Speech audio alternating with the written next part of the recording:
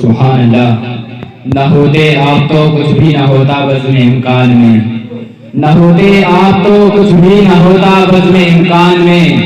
آپ کے ہی لیے دنیا بنی معلوم ہوتی ہے. آپ کے ہی لیے دنیا بنی معلوم ہوتی ہے. حضرات یہ بات یقیناً ہے کہ جب تک میرے آقا حضور محمد مصطفیٰ صلی اللہ علیہ وسلم اس دنیا میں جسمانی طور پر تشریف نہ فرمائے تھے، یہ دنیا پوری طرح الٹ پلٹ تھی. یہاں عورتوں کا ظلم ہوتا تھا، عورتوں کو ستایا جاتا تھا، عورتوں کو بیوہ ہونے پر انہیں جلا دیا جاتا تھا، عورتوں کو پیدا ہوتے ہی انہیں دفنا دیا جاتا تھا. حضرات آئیے میں آپ کے سامنے ایک واقعہ پیش کرتا ہوں. وہ واقعہ جسے سنتے ہی آپ رونے لگیں گے.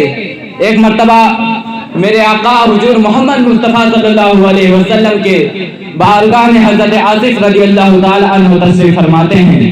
میں بتاتا چلوں کہ حضرت آصف رضی اللہ تعالی عنہ میرے آقا حضور محمد مصطفیٰ صلی اللہ علیہ وسلم سے قریب عمر میں 25 سے 30 سال بڑے تھے.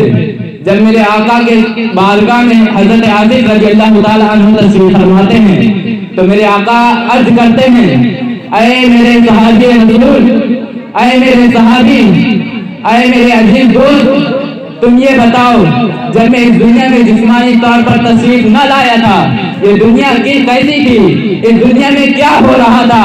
تو میرے حضرت آصف رضی اللہ تعالیٰ عنہ رونے لگتے ہیں. اتنا روتے ہیں کہ بے ہوش ہو جاتے ہیں. تو وہاں موجودہ جتنے بھی صحابی ہوتے ہیں سب ان کے اوپر پانی ڈالتے ہیں، انہیں ہوش میں لاتے ہیں.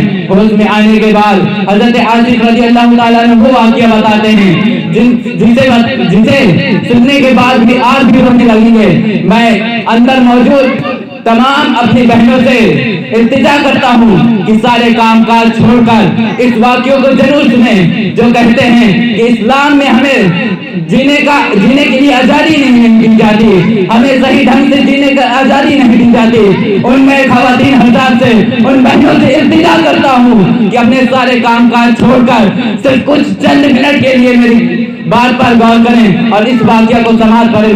جب حضرت آصف رضی اللہ تعالی عنہ ارشاد کرتے ہیں، بتانا شروع کرتے ہیں، حضرت آصف فرماتے ہیں کہ جب آپ اس دنیا میں تشریف نہ لائے تھے اس دنیا پوری الٹ تھی. یہاں عورتوں کو ستایا جاتا تھا، بیواؤں کو زندہ جلا دیا جاتا تھا، بیواؤں کو ننگے پورے بازار پر گھمایا جاتا تھا، ان کے جسم کا تماشا کیا جاتا تھا. غور کرو میری بہنوں، غور کرو میری خواتین حضرات، کس طرح ظلم ہوتا تھا. مکہ شریف کے اندر زنا ہوتا تھا. حضرات وہ دور کیسا تھا؟ حضرت آصف رضی اللہ تعالیٰ عنہ فرماتے ہیں، اے میرے آقا جب آپ اس دنیا میں تشریف نہ لائے تھے یہاں پیدا ہوتے ہی عورتوں کو، پیدا ہوتے ہی لڑکیوں کو دفنا دیا جاتا تھا، زندہ ہی دفنا دیا تھا. حضرت آصف فرماتے ہیں، اے میرے آقا جب آپ اس دنیا میں تشریف نہ لائے تھے میری بھی 7 بیٹیاں تھی، میں نے اپنی پہلی بیٹی کو زندہ دفنا دیا، میں نے اپنی دوسری بیٹی کو زندہ دفنا دیا، تیسروں کو زندہ دفنا دیا، چوتھی کو زندہ دفنا دیا، چھٹویں کو زندہ دفنا دیا. کوئی آواز نہ ہوئی، کوئی بادل نہ پھٹے، کوئی زمین نہ پھٹی، کچھ نہ ہوا، کوئی آواز نہ آئی. لیکن میرے آقا میرے رسول جب میں اپنی 7ویں بیٹی کو دفنانے کے لیے لے جاتا ہوں تو میری بیٹی پوچھتی ہے، اے میرے بابا جان آپ مجھے کہاں لے کے جا رہے ہیں؟ میں اس بیٹی سے کہتا ہوں، اے میری بیٹی میں تجھے کھلانے لے کے جا رہا ہوں، میں تجھے گھمانے لے کے جا رہا ہوں. لیکن میری بیٹی مسکراتی ہے، وہ سوچتی ہے کہ مجھے گھمانے کے لیے جا رہے ہیں، وہ سوچتی ہے مجھے کھلانے کے لیے لے کے جا رہے ہیں. میں اسے لے کے جاتا ہوں، گڈھا کھودتا ہوں، اسے لٹا دیتا ہوں، اس کے اوپر مٹی ڈالتا ہوں. میری بیٹی رونے لگتی ہے، اتنے ہی میں آواز آتی ہے، زمین پھٹنے لگتی ہے، آواز آتی کہ اے آصف تو یہ کیا کر رہا ہے؟ اور میں وہ کچھ نہیں سنتا.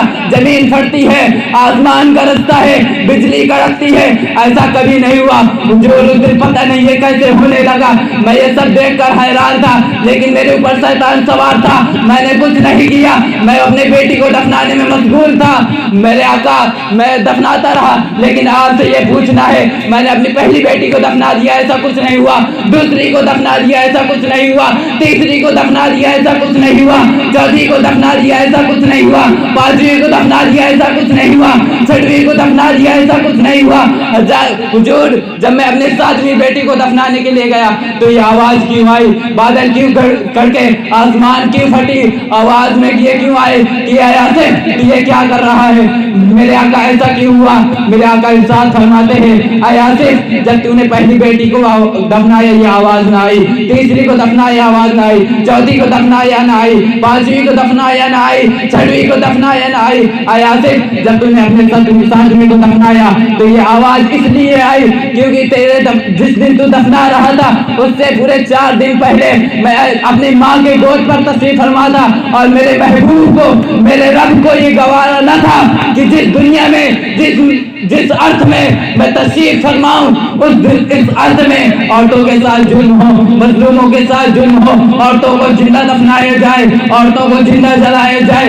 गौर करो मेरी ख़वातीन हज़रात, गौर करो मेरी बहनों, जो इस्लाम में मेरे महबूब के आने से पहले, मेरे आका के आने से पहले, मेरे रसूल के आने से पहले, मेरे सरकार से आने के पहले इस दुनिया में औरतों के साथ कैसे जुल्म होता था, औरतों को कैसे सताया जाता था, औरतों को कैसे बंद कर दिया जाता था, औरतों को जिंदा जला दिया था। लेकिन मेरे महबूब के आने के बाद कैसे औरतों को इज्जत देने लगी, कैसे औरतों को इज्जत मिलने लगी। गौर करो, तुम लोग कहती हो कि मुझे लिपस्टिक लगाने की आजादी नहीं है, मेकअप करने की आजादी नहीं है, मैं बगैर नकाब के घर के बाहर नहीं निकल सकती हूँ।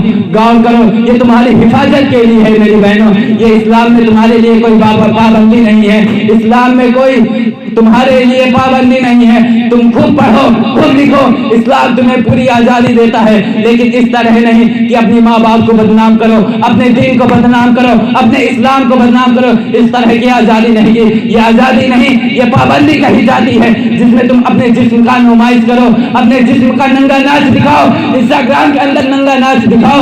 ऐसा कुछ इस्लाम में नाजायज करारा गया है। आज भी शादी के माहौल पर हो सकता है कि मेरी बहनों ने कम से कम नहीं तो हजारों की तादाद में सेल्फियां ली होगी, हजारों के तादाद में फोटो खींची होगी, उसके बाद इंस्टाग्राम में अपलोड किया होगा, इंस्टाग्राम में स्टोरी लगाई होगी, फेसबुक में स्टोरी लगाई होगी। और अगर कोई मना भी करता है तो कहते हैं हमारे ऊपर पाबंदी लगाई जाती है। मेरी बहनों, ये तुम्हारे लिए पाबंदी नहीं है। गौर करो, जब कोई गैर तुम्हें देखता होगा उसके दिल में क्या ख्याल होता होगा।